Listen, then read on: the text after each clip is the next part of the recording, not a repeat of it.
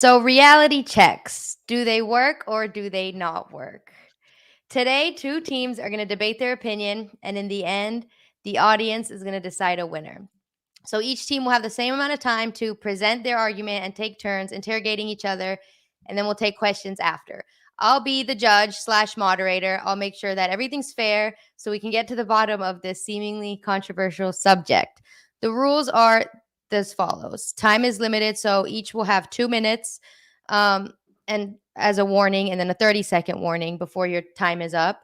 Team Nightowl will begin by arguing for reality checks with a 5-minute opening statement. And then Team Skyfall will give his opening statements, arguing for critical state tests. And there will be no interruptions. I will be keeping track of everything. And then we'll take questions at the end. So if anybody is watching on any of the platforms, you can drop your comments. Go ahead and share and like right now so we can get people in here and get some good questions for the end, and just drop them as we go.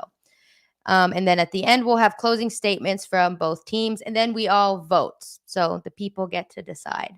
One person will walk away as the leader today, but then we're going to be able to vote for a whole week, and then there will be a champion. So subscribe to the Lucid Dream Initiative YouTube channel as well, because we're trying to be able to go live on there.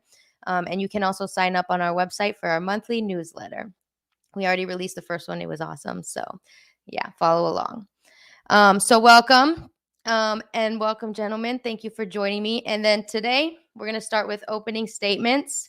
We'll begin with Night Owl's opening statement. And then this is what the bell is going to sound like as your warning to let you know that you have 2 minutes left and then 5 minutes left. So, Night Owl, you may begin. I'm going to set the timer now. Are you dreaming? Don't answer that. Think about it for a moment while I speak. How do you know? Are you dreaming is a profound question that embodies the spirit of lucid dreaming and critical thinking. Why do I call it reality checks? Well, reality is subjective. Much like language that evolves over time, we tend to get caught up in the terminology of a concept rather than the technique. Reality checks outside of the context of lucid dreaming refer to something which shows you that the real situation is different from what you believed or hoped, according to the Britannica Dictionary. And it is no different for lucidity practice. So, do they work? Yes, if done correctly. Reality checks accomplish 3 things. They increase critical thinking by bringing your dreams to life. So many practices are focused on what you do in the evening just before bed or while sleeping. Ironically, Night Owl is a bit of an early bird and advocates for daytime practices just as much, if not more, than what you do at night. By questioning your surroundings, increasing mindful awareness, and imagining, am I dreaming? You can create a strong foundation for lucidity. Reality checks engage the active imagination through visualization. Rather than rushing through with it, take time to wonder, what would it be like if it were a dream? Don't take my word for it. Check, double check, and be sure of it yourself. If you don't really consider the possibilities, you are mindlessly performing a task that can actually hinder your progress. Because let's be honest, how many times do you check your phone in a day? And how many times do you dream about your phone? The difference is doing it with intention and logic. The laws of physics and waking reality will not bend to your will, but the reality you experience in the dream world will. Reality checks increase your ability to control the dream through becoming more critically aware, practicing active imagination, and trying to make something magical happen. Your beliefs will carry over into the dream state. So let me finish by saying this. Are you sure you aren't dreaming? You should be, because we are awake and we're sharing this dream we call reality right now. I am sure of it. Let me just check it. But again, I could be an NPC trying to lull you back to sleep. Find out for yourself and ground yourself in reality, because dissociation is a dangerous mentality, and I never want people to use this practice for an escape. Reality checks make you more mindful of your experiences, whether you are in waking life or the dream world. Thank you, Night Owl. That was a great opening statement. And now we will hear the opposing side's opening statement. Skyfall, you will have 5 minutes, and you may begin now. Thank you, Madam Chief Justice, Your Honor, and may it please the court. Well, we're not exactly in a court of law here today, but we are discussing and debating and arguing for our positions on critical state tests.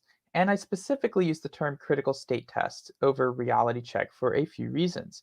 One, reality check implies that like there's something about reality itself that may be different, or that reality itself is somehow changed in a way, or some different thing about reality.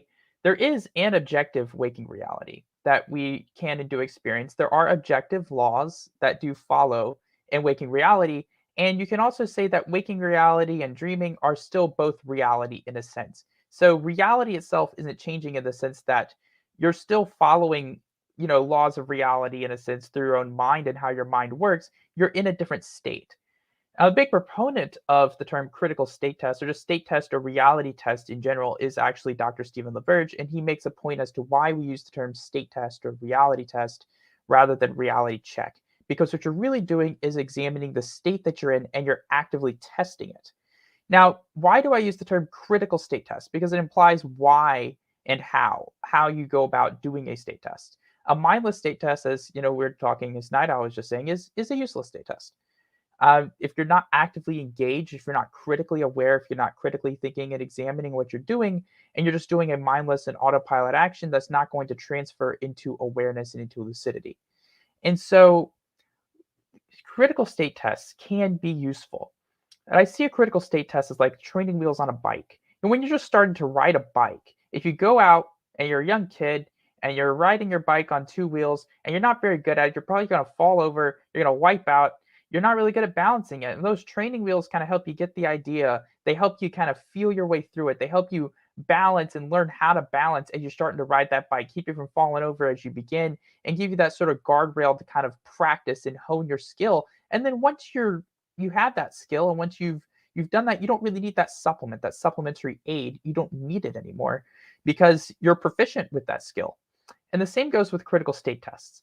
I'd note that they are a supplementary practice. They're not a primary or chief practice. They're not a standalone practice. They're not something that is done in absentia, because just doing those by themselves, there are actually studies, and I point to the 2021 International Lucid Dreaming study that actually tested, mild and wake back to bed, SLD, wake back to bed, combining mild and SLD. And they also combined those with critical state tests and reality tests, as the term RT is used in most scientific studies. And so they determined that reality tests didn't really have too much of an effect on the overall results, especially in the short term. They can be useful for someone who is learning to kind of get an idea of what it's like to be critical, but they're not like the primary method, and they're not something to be done by themselves. And once you get to a point where you're able to get lucid, especially frequently, you can gain confidence in your lucidity, and you don't need that confirmation measure to know that you're lucid anymore. I yield the rest of my time to the chair. Thank you, Skyfall. That was a great opening statement. This is getting very interesting. And now we are going to dive deeper into the evidence of both sides. And we will see what each of them has to say in order to explain their stance. So you will each have 5 minutes again, and then we'll take questions at the end from the opposing team and then from the audience and the viewers. So, Nightowl, you may begin your 5 minutes now. Thank you, Your Honor. Let me just take a page out of my opponent's playbook here and say that I really appreciate you just taking the time to facilitate this conversation. It really goes a long way to making sure that we fight fair here today. And thank you to Skyfall for being here as well, and anybody else who's watching. But I really want to get into some evidence now. And this is where the anecdotal reports end, right? So I'm going to share 5 reasons that back up reality checks and their effectiveness. So let me summarize the 5 things. Okay, so first and foremost, there is a very high awareness and familiarity with the concept of reality checks, or if you want to call them critical state tests, critical questions. They embody the same essence for me personally. So I'm going to say most people know about reality checks, and even outside of the context of lucid dreaming, what are reality checks? They essentially make you take a step back and challenge your assumptions, right? So the second point is versatility and adaptability. Then I wanted to talk about empirical support, and their efficacy, and how that ties into mindfulness and lucid dreaming. Finally, grounding and avoiding dissociation. Those are my 5 main points for backing up reality checks and their effectiveness. So let's dive into it. High awareness and familiarity. Stumbry's meta-analysis reveals that reality checks are the most commonly known technique among individuals practicing lucid dreaming. This indicates a high level of awareness and familiarity with the concept of reality checks within the lucid dreaming community. The widespread recognition of reality checks suggests that they are widely regarded as a fundamental and accessible practice for inducing lucid dreams. I'm arguing that most people just aren't doing them correctly. Number 2, versatility and adaptability. Reality checks offer a versatile and adaptable approach to lucid dreaming induction. Unlike other techniques that may require specific conditions or circumstances, reality checks can be performed at any time in any situation. This flexibility allows individuals to incorporate reality checks seamlessly into their daily routines, increasing the likelihood of success and inducing lucid dreams. Number 3, empirical support and efficacy. Empirical research supports the efficacy of reality checks in promoting lucid dreaming. Stumbry's meta-analysis, along with other studies in the field, demonstrate a positive correlation between the consistent practice of reality checks and the frequency of lucid dreaming experiences. By regularly questioning the nature of reality and conducting reality checks throughout the day, individuals can cultivate a heightened state of self-awareness and increase their chances of achieving lucidity during sleep. Number 4, mindfulness and lucid dreaming. Mindfulness, defined as non-reactive, present-centered awareness, shares similarities with the practice of lucid dreaming. While mindfulness emphasizes being fully present in the moment without judgment, lucid dreaming involves being aware that one is in a dream with the potential ability to control aspects of the dream. Both practices cultivate a heightened sense of self-awareness and present focused attention. Incorporating mindfulness practices such as reality checks into daily routines can enhance lucid dreaming induction by promoting greater mindfulness and self-awareness during sleep. And lastly, number 5, grounding and avoiding dissociation. Grounding techniques such as the 5 things you can see, 4 things you can touch method are commonly used to reduce anxiety and prevent dissociation. Similarly, incorporating reality checks into daily routines serves as a form of grounding in the context of lucid dreaming. By regularly questioning the nature of reality and engaging in reality checks, individuals maintain a connection to their waking experiences and avoid dangerous dissociation during lucid dreaming and waking life. This grounding effect enhances the safety and psychological well-being of individuals practicing lucid dreaming, ensuring a balanced and healthy approach to exploring the dream world. In conclusion, reality checks emerge as a fundamental technique for inducing lucid dreams, supported by empirical evidence and recognized for their versatility and adaptability. When combined with mindfulness practices and grounded in reality, reality checks promote greater self-awareness and present-focused attention, increasing the likelihood of achieving lucidity during sleep while minimizing the risk of dissociation and promoting psychological well-being. Thank you. I yield the rest of my time. Thank you you have 30 seconds left, so that was good timing. Okay, sounds great. That was some great evidence presented by Nightowl's team. And now we will hear from Skyfall. You will have 5 minutes to present your argument. You may begin now.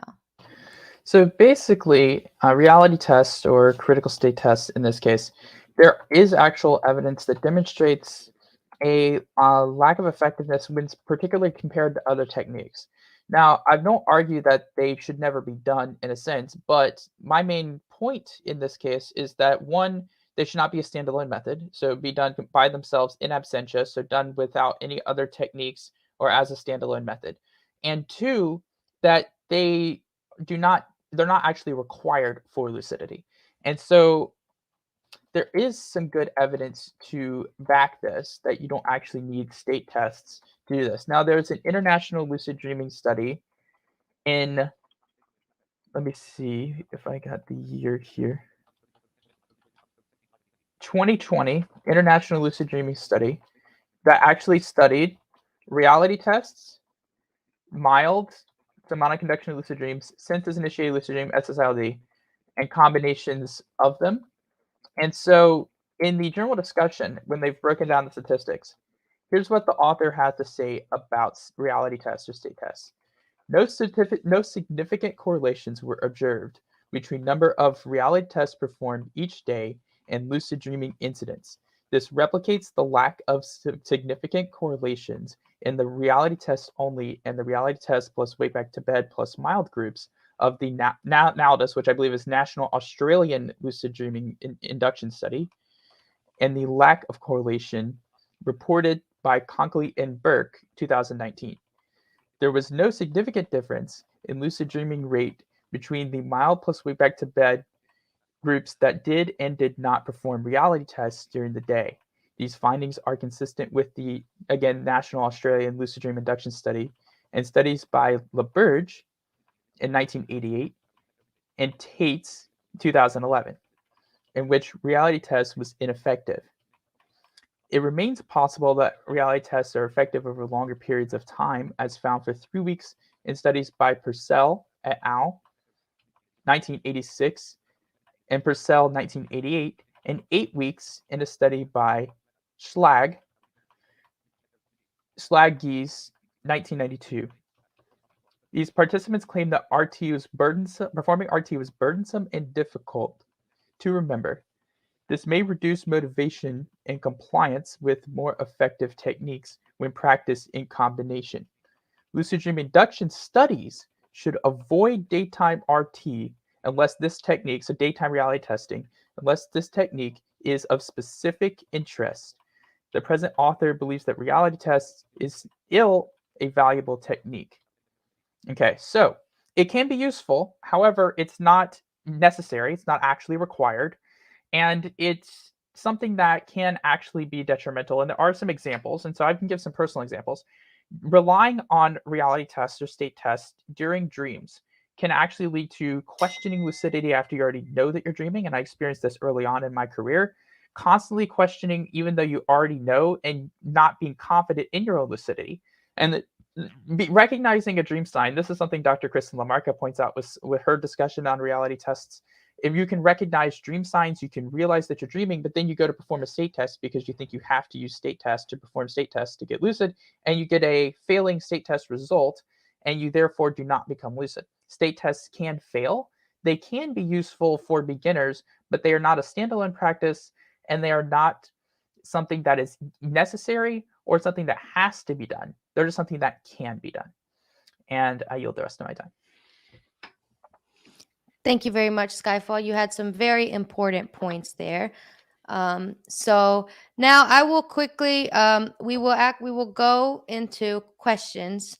But first, I will quickly give a short summary of some of the main points here, and then you will each be able to ask each other questions. So we had Skyfalls presented his information, which you all just heard, and there was a lot of good points there. He also provided some evidence to show that reality checks haven't always been proven to be effective in those studies.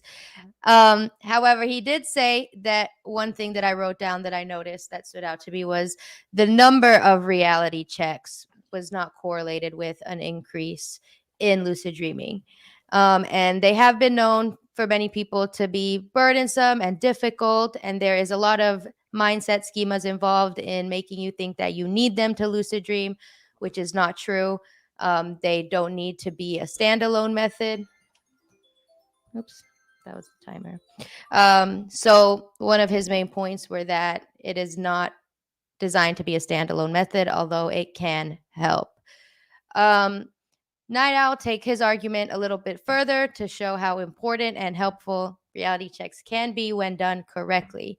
And I should say critical state test, because that was a big thing in Skyfall's argument, was that that term is important to use. And Nightowl also shared studies in which they were proven to be effective. So we have balancing sides here. And we will now allow time for questions. So we can begin with Skyfall. Do you have any questions for Nightowl? I do. And so, in your lucid dreaming practice, have you ever had an instance where a state test has failed on you in a dream after you were already questioning? And have you ever, have you worked and trained yourself at all in determining that you being able to recognize a dream sign without the need of doing a state test. Have you found yourself over time being able to recognize dream signs, or have you continued to rely on state tests even though you are getting lucid or recognizing dream signs? Yes, I have. So I will say reality checks are a cornerstone of my current practice, even after experiencing hundreds of lucid dreams. I don't have the exact number because my practice has been on and off for so much time. But I will say that I continue to perform them for all the reasons I mentioned before. In my experience, reality checks, um, they can be demotivating if you get complacent. And the adaptability I mentioned before is meant to combat this. So if you always check your hand and you're just going, yep, my hands look normal. Yep, 5 fingers. Yep, they're good. Five, it's not going to do you any good. One time when I was dreaming, I actually checked my hands because that's my favorite test. And I actually felt my hands raising to my face, and I had no arms, let alone hands or fingers. And it really kind of frightened me to become disembodied. It took me a moment to settle down and to relax back into the moment. But let me just say that you do not need reality checks to realize that you're dreaming. What they do is confirm the physical nature of the reality you're in. I heard you mention earlier that critical state tests are meant to determine a difference in reality because waking life or the dream world, which reality are you in? But really, how do you define reality? Right? It's all subjective. So in my defense, I would say that the way you combat reality checks from breaking down and not working is quality over quantity, right? The number of reality checks aren't correlated to its effectiveness, because you could do one really good reality check that makes you think, and that impression will stick with you throughout your day.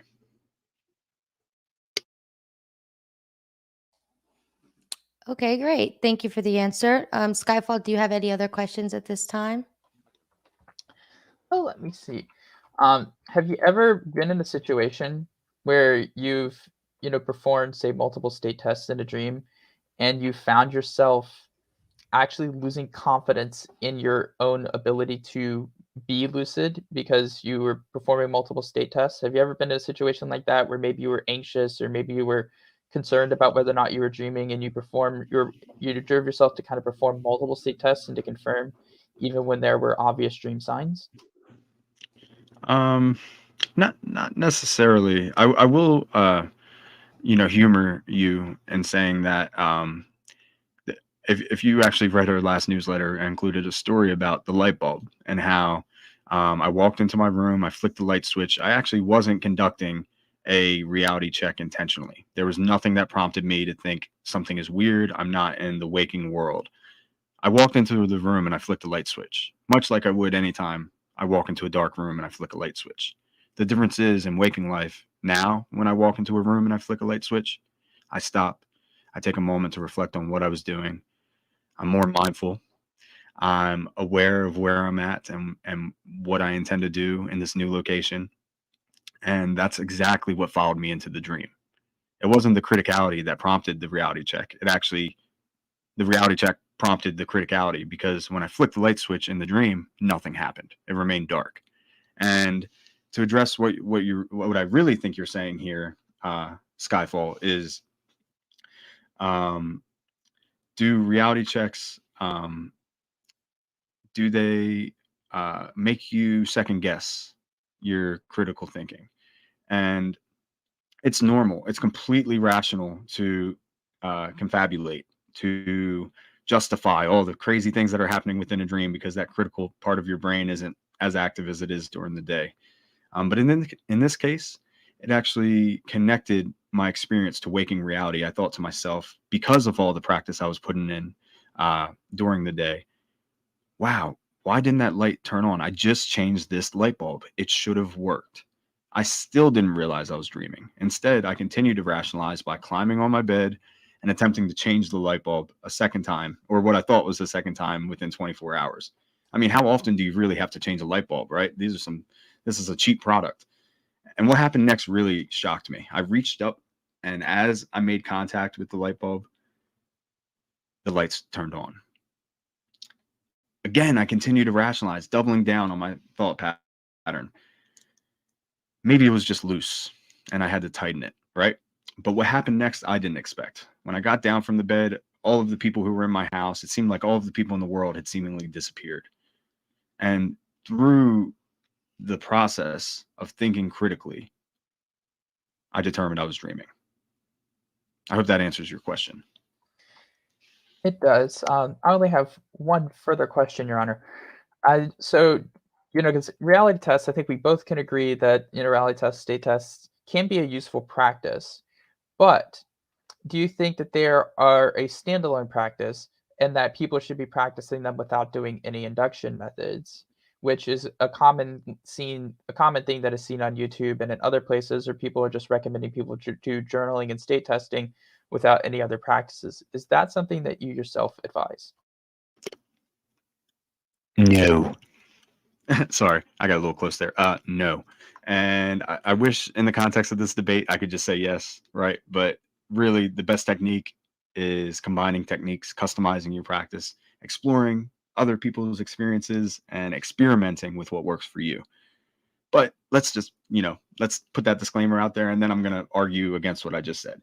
You can keep a dream journal and do reality checks and achieve lucidity. I know because I've done it. If we're going to cite an anecdotal report, I'm not going to mention anybody else except myself.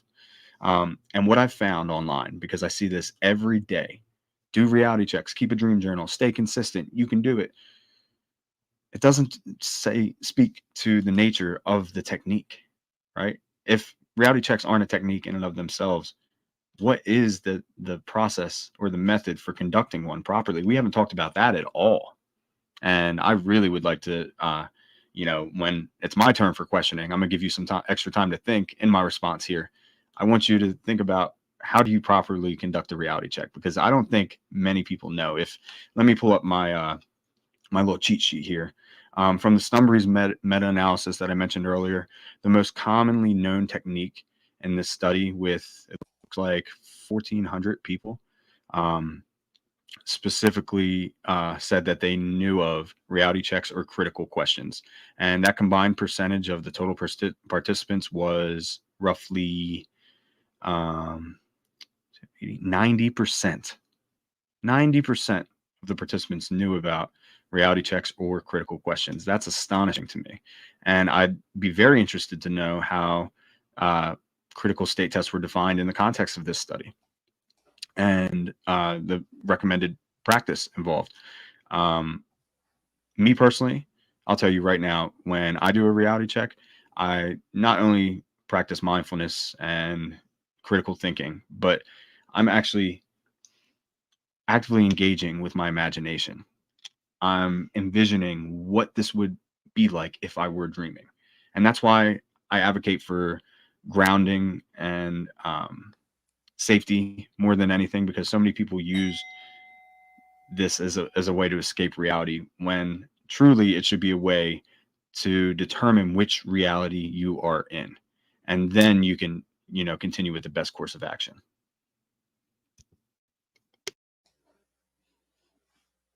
Awesome. So, do you have any questions, Nightowl, now for Skyfall? Yes, of course. Let me start by asking you, how do you define reality, Ryan? Well, reality is, in this case, there is basically a set of experience that is typically defined by some type of laws. In this case, while we're awake, it's the laws of physics, nature, biology, science, kind of the laws of how the universe works. While we're asleep, we're still kind of defined by those laws. It's just we're inside our own brain, where we don't have access to external data, but biology and chemistry still govern us, and so that still influences what we kind of see as reality. And so there's the personal experience component combined with the objective nature of actual things that do exist apart from ourselves, and so all of that is part of reality. Wonderful. Just to expound on that idea, the objective nature that connects our reality, right? That's what we're referring to. I would argue that there is an objective there are objective elements to lucid dreaming. For example, I define lucid dreaming on a scale with 3 elements. There's clarity, which sort of determines the vividness of a dream. There's consciousness, which is a scale of your lucidity or awareness. And then there's control, which is your ability to manipulate your environment. And obviously those 3 C's are going to be different whether you're awake or you're asleep. However, it is fair to say that you can control a dream, right? Lucidity is not inherently control, but it is possible to manipulate your dream, correct? It is possible if it is possible to do that. In fact, you do technically control your dreams, consciously or unconsciously based on basically how you're responding or acting or reacting in various situations and how you're perceiving a situation. You are actively controlling your dreams. I will say, as when you're talked about how do you actually perform a state test, to do it properly, it involves being aware of what you're experiencing, being aware of what you're doing, examining your environment for any potential dream signs, critically questioning whether or not you're actually dreaming, and then possibly performing some type of test, either a physical test or a mental test, to examine and try to answer that question, which is either a yes, you are dreaming, or no, I don't think I am, because any state test can actually fail. Now, getting into what you were talking about with popularity, because I do want to respond to that, because you actually talked about that for a good bit, or a little bit. And just because something is popular doesn't mean that it's the most effective or extremely effective. It just means that it's something that has been popularized. And in fact, the term reality check is an example of that, because it was the term that was misquoted and basically kind of misrepresented and made popular in that way. And so it doesn't mean it's correct because it is popular. So I just wanted to note that as well. But for people, I've come across a lot of examples of people who have practiced just state testing and journaling, and then they're wondering months down the road, sometimes years down the road, why am I not lucid dreaming? I'm doing state tests, and I'm doing, reality checks, or, state tests and journaling, but I'm not getting lucid. And that's kind of like almost the bare minimum in a sense of terms of practice, because it is kind of like that training wheel, that supplementary practice, but it has been demonstrated to not be as effective just by itself. And so it does help to actually have a routine, and to do it as part of a routine and not just by itself. Okay, I have one last question, if that's okay, Judge. Mhm. Okay, great. So I do want to talk a little bit about the evidence that you cited earlier in your opening statement. You mentioned Aspie's study, which goes into analysis of multiple techniques and determines reality checks to be ineffective as a standalone method. So I'd like to ask you if you're familiar with Aspie's sampling method, how they determined who would participate in their study, as well as their experience with lucid dreaming. All right, well, let me go dig that up, because they did have some parameters in here. Got to dig that PDF up again. It's about a Take your 20 page, time. Yep, it's about a okay. I was just going 20 to page document. elaborate a little bit on this So, idea. So if you're ready, by all means, go ahead.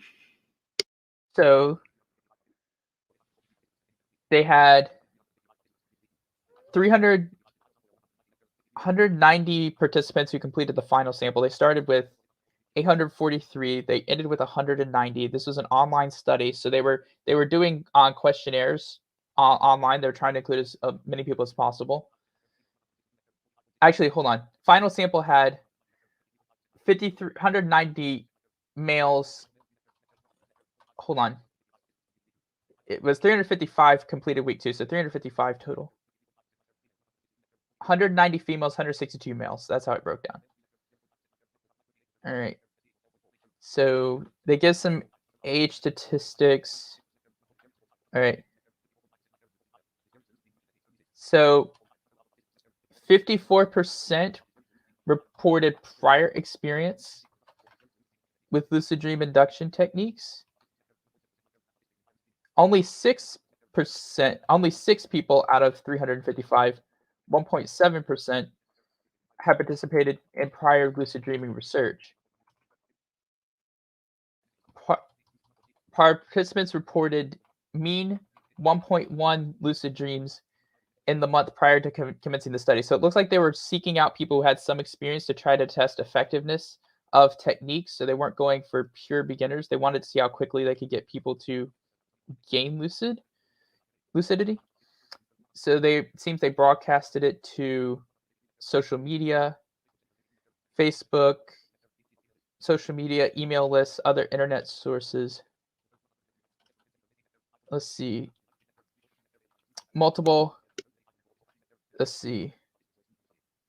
A course excluding people who are diagnosed with sleep disorders.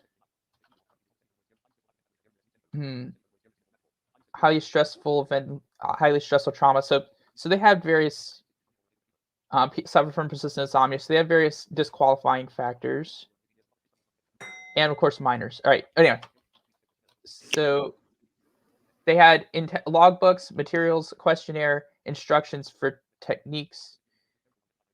Okay. Let's see. All right.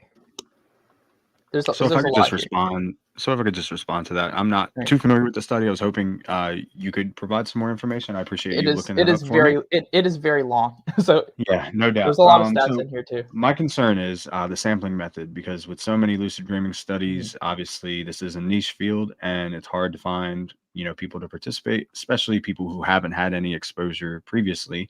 And my concern is that it may be more effective for beginners who are new to the practice, and hence the popularity, familiarity aspect. And also as you get deeper into your practice, to be able to distinguish whether you're awake or asleep, because I find that dissociation is a very dangerous mentality, and want to clearly advocate for that as a tool to ground yourself in the present moment. Before my time completely runs out, I want to push back a little bit on that, because the point of being able to attain lucidity is to actually be able to determine that difference between waking and dreaming, and to have a stronger connection. And in fact, as you get deeper into your practice, that's when you should be using state tests less, because you're able to recognize dream signs more readily and more easily, and you're able to know just by the context of what you experienced that you are dreaming without actually having to check, as long as you are kind of maintaining that level of practice. You don't actually need state tests at that point when you are getting deeper into your practice. This is different from people who actually do have dissociative symptoms and dissociative issues. That is a whole separate category. But talking about the average person normal, kind of, I would say normal average person with straightforward, without mental health concerns, that it is when you're getting lucid and you're attaining lucidity, you're recognizing dream signs, you're going to be able to tell more easily when you're in a dream versus when you're awake, and have less reality confusion as a result of that. Well, this is where the debate over terminology extends far beyond just this one concept, because dream signs for me are not just things that make you realize you're dreaming. They're actually recurring themes and patterns that are specific to you. And so while, it's worth maybe debating another time, for me, my high-level lucid dreams are extremely mundane and lifelike. So the experiences feel very real in the moment, and they look real. They sound real. They taste real. State taste. Excuse me. But the point is, the language does matter, so that we can ensure we're talking about the same thing. And to summarize my last question, I fear that Aspie's study may have had an inherent bias in his sampling method. Perhaps he recruited, people who were familiar with his work, and there was some sort of observer bias. But more importantly, their experience level matters. If these are people who only practice lucid dreaming and have done so for any substantial amount of time, then they may inherently be biased against reality checks. And furthermore, you mentioned 1% of them had attained lucidity in the last month, which is not consistent with the current research, which shows 20% of the general population. You're misquoting. I said 1% of them had. The mean was 1.1 lucid dreams in the month over the whole study. That was the mean. And the 1% was people who had participated in prior lucid dreaming research. Gotcha. So you're misquoting those stats. Gotcha. Okay. Thank you for clarifying that. Because according to current research, it's closer to 20% of people can attain lucidity within a month. Obviously, dream research is hard to come by, and there's plenty to be done in this field still. So I am all about, surveys and self-reporting, but clearly they have their own inherent bias. So that's last thing I'll say about that. Yeah, I could say the same thing about the one that you're talking about too, and just about the popularity of something maybe having an innate bias as well. So just as a response, but yeah. Anyway, this has been fun. I've enjoyed this. It's been awesome. I've got some people from Europe who are staying up late on bless them. Green, you're awesome by the way. Staying up late to watch this. You guys rule. That's awesome. Thank you all for the questions. Now, while we wait for some people to drop any questions that they have in the chat and in the comments, if you have any, now's the time to drop it, and we will take those questions after both of you will give a 2-minute closing statement. 2 to 3 minutes. I'm not going to be too harsh on it, but who wants to go first? Nightowl, do you want to go first? Actually, I would motion to take audience questions first. Perhaps that can help us formulate our conclusions. I second. Okay. So let's see. Sounds good. We will take questions from the StreamYard audience. So we have Crystal and Martin in here. I don't know if Crystal has a question, but I know Martin said he does, so I will add him to the stage for his question. Hey, Martin, how's it going? Yeah, all good. Am I crystal clear? Yes. Yes. Oh, cool. So I just wonder, what are your perspectives on traditional compared to Western methods? Because in cultures like, they have been doing practices like the ancient Toltecs, the ancient Tibetans, the ancient Kosa shamans for ages, and just Western science caught up in 1975. So, I mean, a lot of the urban culture around lucid dreaming is very new compared with these ancient kind of techniques that have been tried and tested over time. So, what are your perspectives on that?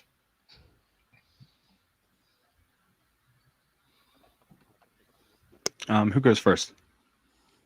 You do. Okay, great. Martin, thank you so much for being here. Awesome to see you, man.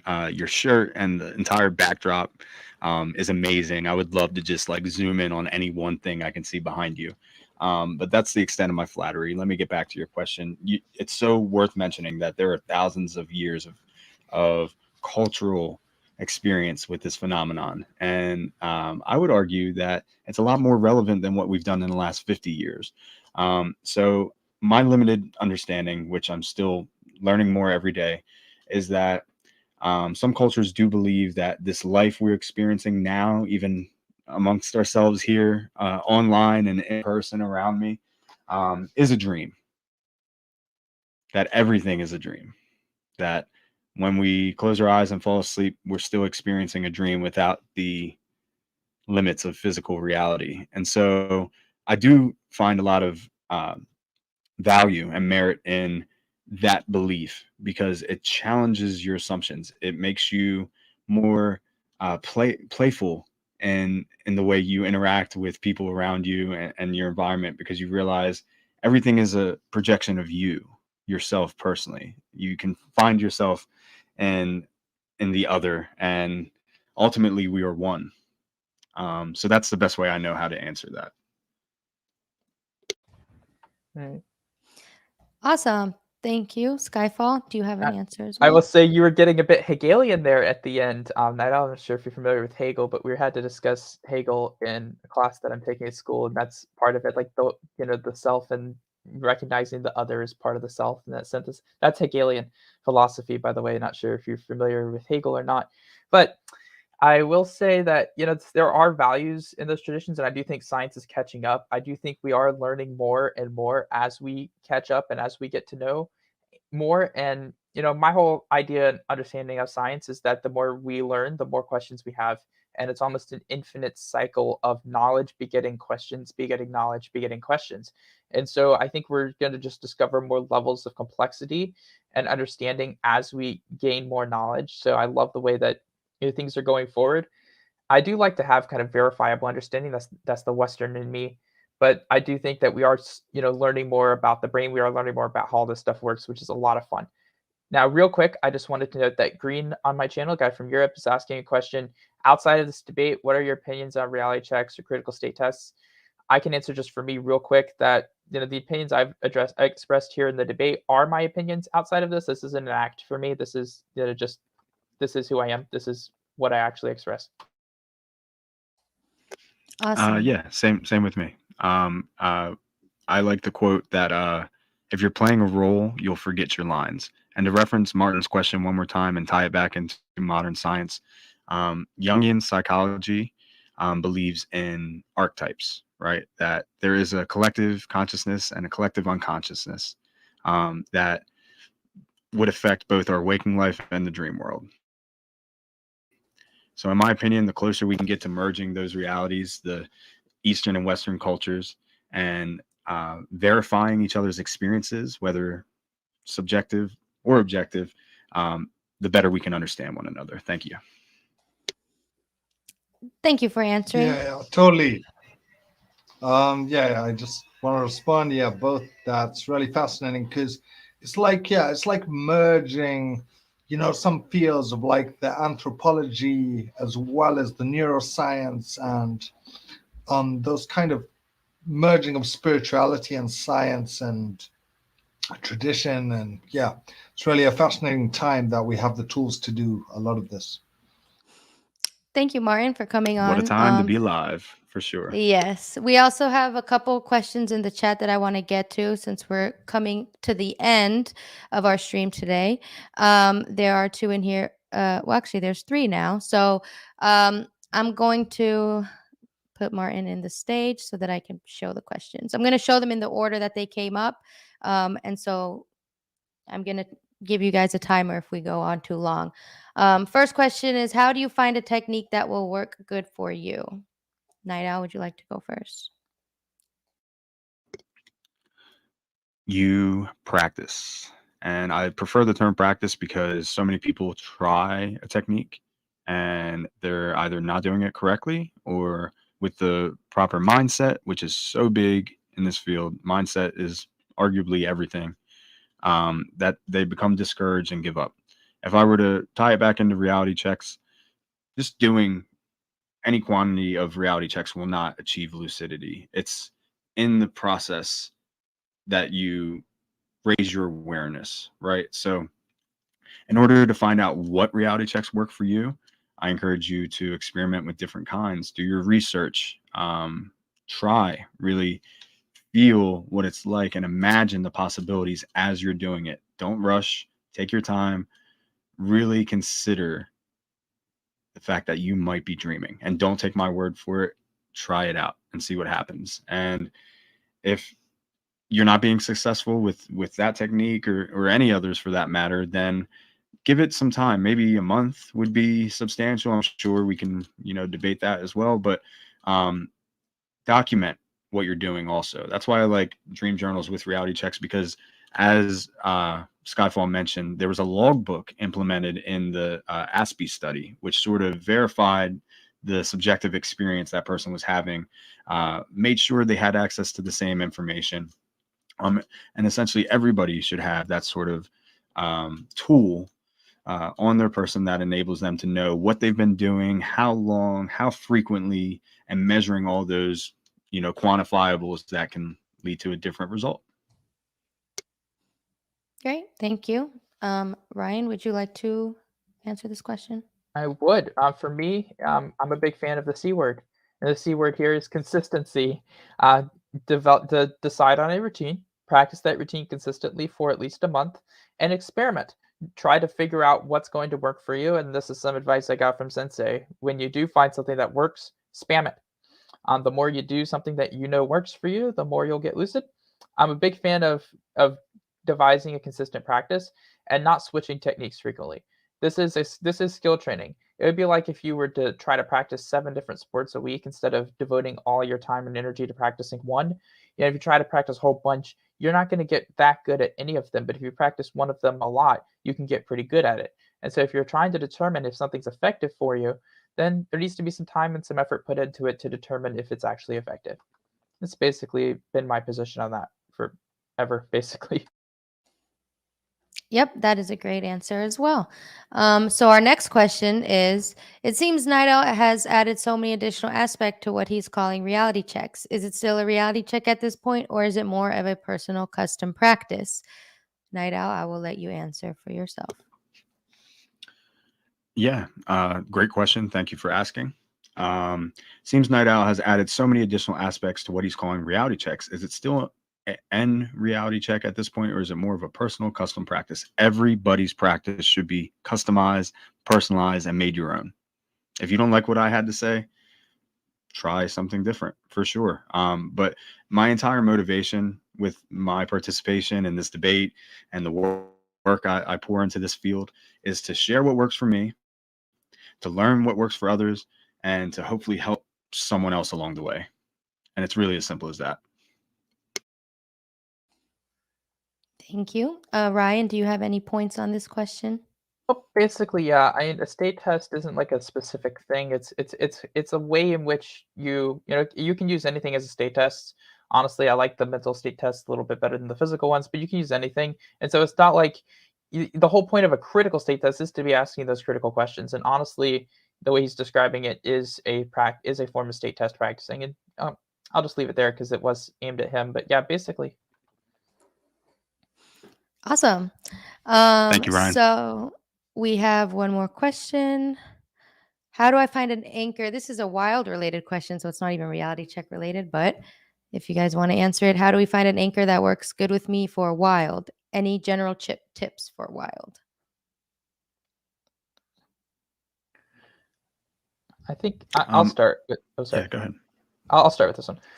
So basically, this is something that's kind of really subjective and really, we're talking about variability and finding a practice that works for you. And honestly, there is no place where that is more apparent and more necessary than wild, because the types of anchors that you can use for wild are really endless in terms of you can use anything you can even imagine or conceptualize or think of. And so it is really versatile. It is really, flexible and subjective in that sense that you can kind of make your own even. And so honestly, experiment a bit. Like I said, we talk about practicing a technique consistently for like a month or so. First, determine, okay, how long does it normally take you to fall asleep? How quickly or how easily do you fall asleep? If you fall asleep quickly, maybe you want something that you need to pay more attention to stay aware of it. If it takes you longer to fall asleep, maybe you don't stay awake as long when you wake up during the night. Maybe you try to find something that is less demanding in terms of the amount of attention you pay. Remember that at the end of the day, you still need to fall asleep. And so intensely focusing on something for most people actually inhibits that process. So at the end of the day, the amount of awareness that is required can really vary and fluctuate, not only from person to person, from night to night, from time of the night that you're sleeping, etc. So really finding the right balance is something that's going to take some experimentation on each individual's part. It isn't a question that I can really answer for you, because that's something that you're going to have to determine for yourself.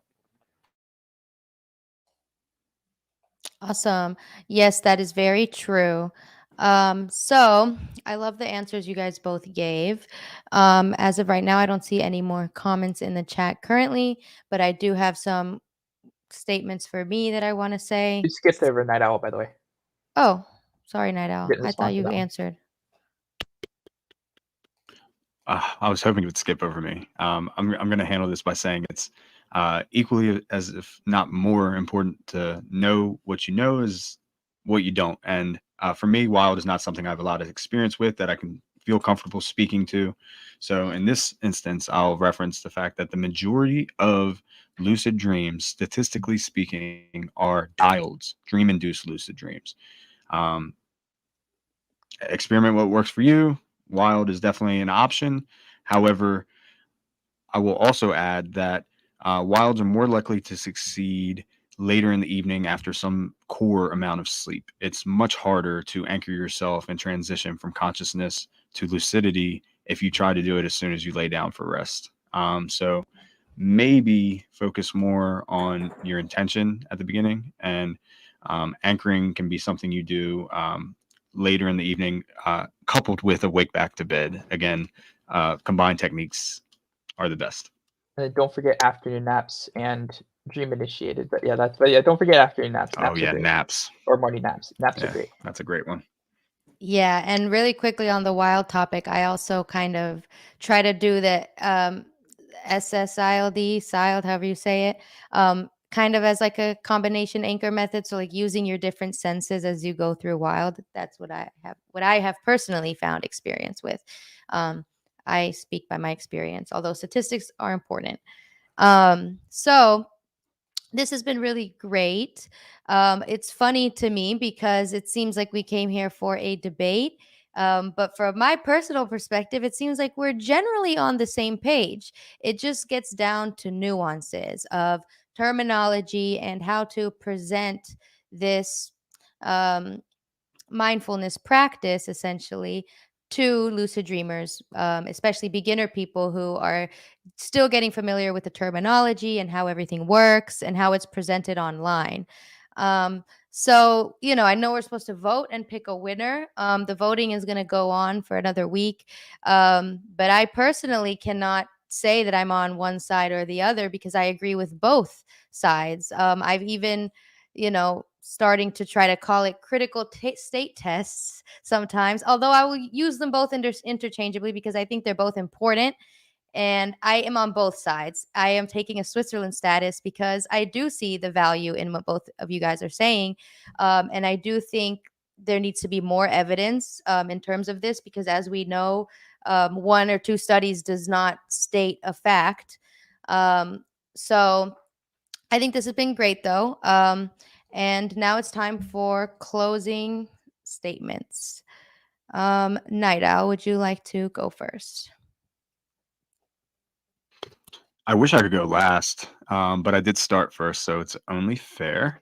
Let me just finish by saying thank you all for joining us. This is our first debate amongst the Lucid Deep Dive series, and I had a lot of fun not only joining you two here today and all of our guests. Martin, thank you so much for coming on stage. Somebody commented and said that guy with the zebra pants needs to have his own show. I think they're a little confused. I don't know if you have zebra pants on, but I think it's a zebra shirt. I But think yeah, they're they talking definitely about loved. Martin. Yeah. Yeah, they loved what you had to say. And please, if you have a place they can find you on social media, feel free to drop that in the comments. We're all about uplifting each other in this community. So yeah, thank you so much for coming by. And again, I had so much fun just preparing for this. Skyfall, I respect you so much and your opinion. You've taught me a lot about this field and you've helped so many people. So just in preparing for this debate, I took it very seriously. I did my research. I touched base with people who know so much more than me and have learned a lot through this process. So I'm hoping we can continue this format, refine it over time, and make it better. But as far as my closing statement goes, I'll just list out off the points I mentioned earlier. So there's 5 of them, right? So what a perfect metaphor for state test. And I'll look at my hand while I do this. Reality checks are the most commonly known technique according to Stumberry's meta-analysis. Reality checks offer versatility and adaptability in lucid dreaming induction. Empirical research supports the efficacy of reality checks in promoting lucid dreaming. Mindfulness shares similarities with lucid dreaming, specifically reality checks, and can enhance the induction when combined with this method. Number 5, grounding techniques such as reality checks, tests, critical state questions can help avoid dangerous dissociation during lucid dreaming. So these points highlight the effectiveness and importance of reality checks in the practice of lucid dreaming. Thank you. Thank you very much, Ryan. I just want to start by thanking everyone who showed up tonight. Green, I know I pushed your bedtime back a bit, but thank you so much for showing up. I'm not sure which country you're from, but I do hope to learn that later. And yes, we do plan to do more of these in the future. This is fun. This format was engaging. I love it. Let's do more of these. And you're a great moderator, Amina. Now, to my closing points, again, I don't see state tests as a critical practice. Like, yes, they're a critical practice in how you do them, but they're not a critical practice in terms of, like, you have to do them or that they are necessary. And so they're one of those things that they can be helpful. There is some good that can come of using them. And then I've also seen the other side of when you overuse them and what that can do, because I've seen what it did to me and what it's done to my own practice. And it's why I really haven't used state tests at all for, basically the most part of over the past 3 years, is because I've seen what they've done, what they did to my practice and how they kind of slowed me down because I was over confirming and I was losing confidence. And I think that while dissociation can be a problem for some people who have like dissociative symptoms, I think lucid dreaming on the whole can help the average person be more conscious of when they're awake and when they're dreaming, especially when you're noticing your awakenings and you're tracking when you wake up. It's a lot easier to kind of, I think, ground that idea of, oh, I just woke up. Therefore, what I was just experiencing is a dream. And it ties into your memory and being able to remember things. And this kind of thing that will vary from person to person, I think. But honestly, state tests, just like training wheels on a bike, they can be useful. They have a use. But are they effective just as a standalone technique? The evidence is mixed. There is enough evidence to say that they aren't effective as a standalone technique that I would never advise them as such. And I would always advise people to have a routine. If you include state tests as part of that routine, great. But don't just rely on state tests to get lucid. They can be a confirmation measure. They can help you answer that question when you're questioning, but they shouldn't be the only thing in your toolbox. Anyway, thank you very much, everybody. I do look forward to doing this again and hope you all have a good day, good evening, good morning, wherever in the world you just happen to be. And before we go, may I motion to take a vote with whoever is willing to put their opinion out there. I stopped, calling Amina judge because she said she wasn't going to vote. So anybody else who wants to vote, please know you're a beautiful person and I appreciate your perspective. No, I'm just kidding. I can be Honestly, a neutral judge. you can. No, and I appreciate that. You did a great job, truly. Mhm. And I appreciate the singing song bowl reminders for our time. That was actually really effective for me. But very yes, useful. whoever's in the audience, please, Martin, if you're the only one who votes, Crystal, I know you're here too. Somebody drop in the comments what their votes are. We're going to take a quick tally now. If anybody dares to share who they think had the stronger argument, really, the question is, are reality checks or critical state tests effective in lucid dreaming practice? We both agree, guys. We both agree that combined methods, find out what works for you. But should we include them in our practice or not? Vote now or forever hold your peace. Or should they be required? I think. Should they be required? Sure. That is a better question because I think they should be. Well, Skyfall doesn't. That's hard. That's hard. And then that, like, if we're voting on that, like, all of these give me different answers because I wouldn't even say that it should be required for everything as a blanket statement because everybody's so different and I stand by that. So that's a hard one. Are they required or not? I guess we'll see what the people say. I personally still am having a hard time voting because I don't think it's the reality check itself or the state test itself, but it's that mindfulness practice behind it. And there's many different ways to incorporate that mindfulness practice into your day. So that being said, keep putting your votes in the comments and be sure to follow us, the Lucid Dream Initiative. We have our own YouTube channel that we're trying to grow, and you can also check out our website. We have a newsletter coming out, so check it out. Yep, and if you guys go to the Lucid Dreaming Initiative YouTube channel, you can check out the website there as well. Definitely recommend doing that. And getting onto our newsletter, we have it coming out in the end of February on the 29th. And so definitely please come check it out. Awesome. Thank you. Great. So since a lot of people are like me in between and cannot vote for, I guess that concludes our debate today. And we will also be doing more Lucid deep dives with different debate topics. And as Crystal mentioned in our private chat, we'll have different things regarding lucidity and what that means. So stay tuned for our next one. Thank you very much. Thank you. Goodbye, everybody.